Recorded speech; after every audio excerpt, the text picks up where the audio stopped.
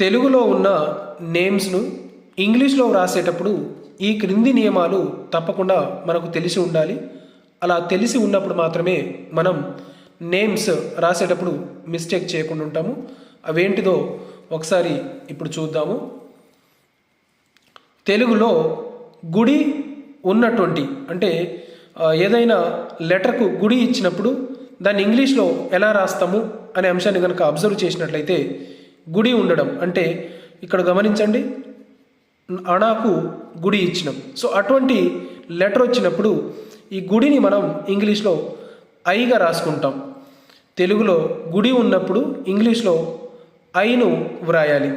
అది ఎలా అంటే రాణి ఉన్నది, రాకు ఆర్ఏ, అణాకు గుడి ఉంది కాబట్టి ఎన్ఐ అని రాసుకుంటాం. ఓకే, తర్వాత బిందు గుడి బాకు ఉన్నది, సో ఈ గుడికి మనం ఐ రాస్తాం, BINDU. సరిత SARITHA సరిత. అదేవిధంగా గుడి దీర్ఘం గనక ఉన్నట్లయితే తెలుగులో ఏదైనా నేమ్ రాసేటప్పుడు గుడి దీర్ఘం గనక ఉన్నప్పుడు మనము గుడి దీర్ఘానికి ఇంగ్లీష్లో ఎలా రాసుకుంటామంటే డబల్ ఈ తోటి రీప్లేస్ చేస్తాం. ఫర్ ఎగ్జాంపుల్ సంగీత, ఇక్కడ గాకు గుడి దీర్ఘం ఉన్నది, సో ఇక్కడ రాసేటప్పుడు డబల్ ఈ. సంగీత SANGEETHA ఈ విధంగా రాసుకుంటాం. గీత గుడి దీర్ఘం అంటే డబల్ ఈ రాసుకోవాలి, GEETHA. సీత గుడి దీర్ఘం SEETHA. సో ఈ విధంగా అంటే గుడి దీర్ఘం కనుక ఉన్నట్లయితే అప్పుడు మనం ఇంగ్లీష్లో నేమ్ రాసేటప్పుడు ఈఈగా రాసుకుంటాం. ఇప్పుడు ఇంకో రూల్ చూద్దాము.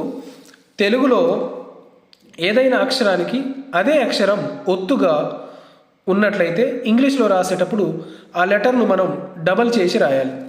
ఎలా అంటే ఇప్పుడు లాకు లా ఒత్తున్నది, మాకు మా ఒత్తున్నది అంటే ఇక్కడ ఏం చేయాలి, ఇంగ్లీష్లో రాసేటప్పుడు వాటినే డబల్ చేసుకోవాలి.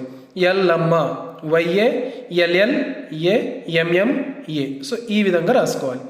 అమ్ములు AMM, ఇక్కడ డబల్ ఉంది కాబట్టి మాకు మా ఒత్తు ఉంది కాబట్టి డబల్ M, AMMUELU.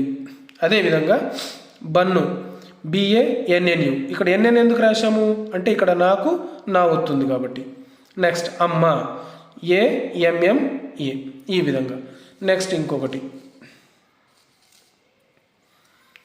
తెలుగులో ఒత్తు అక్షరాలు ఇంగ్లీష్లో రాసేటప్పుడు హెచ్ను అదనంగా రాయాలి. ఫర్ ఎగ్జాంపుల్ అంటే ఏదైనా ఒత్తు అక్షరం ఉన్నప్పుడు అప్పుడు హెచ్ను అదనంగా మనం రాయవలసి ఉంటుంది. ఫర్ ఎగ్జాంపుల్ రాధా ఉందనుకోండి, RADA రాయకుండా DHA రాస్తాం. హెచ్ ఎందుకు రాస్తున్నామంటే ఒత్తున్నటువంటి లెటర్ ఉంది కాబట్టి. Okay, Radhika RADHIKA, Sudha SUDHA. So ఈ విధంగా ఒత్తు ఉన్నటువంటి లెటర్స్ వచ్చినప్పుడు మనము హెచ్ను యాడ్ చేసుకున్నాం. సో ఈ వీడియోలో మనం ఏమేమి నేర్చుకున్నామంటే గుడి ఉన్నటువంటి లెటర్ వచ్చినప్పుడు ఐని రాసుకుంటాము, గుడి దీర్ఘం ఉన్నటువంటి లెటర్ వచ్చినప్పుడు డబల్ ఈని రాసుకుంటాము. అదేవిధంగా ఏదైనా అక్షరానికి అదే అక్షరం కనుక ఒత్తుగా వచ్చినట్లయితే ఇంగ్లీష్లో ఆ లెటర్ను డబుల్ చేస్తాము. అదేవిధంగా తెలుగులో ఒత్తు అక్షరాలు కనుక ఉన్నట్లయితే అప్పుడు మనము ఏం చేస్తాము, హెచ్ అనే దాన్ని అదనంగా యాడ్ చేయడం జరుగుతుంది.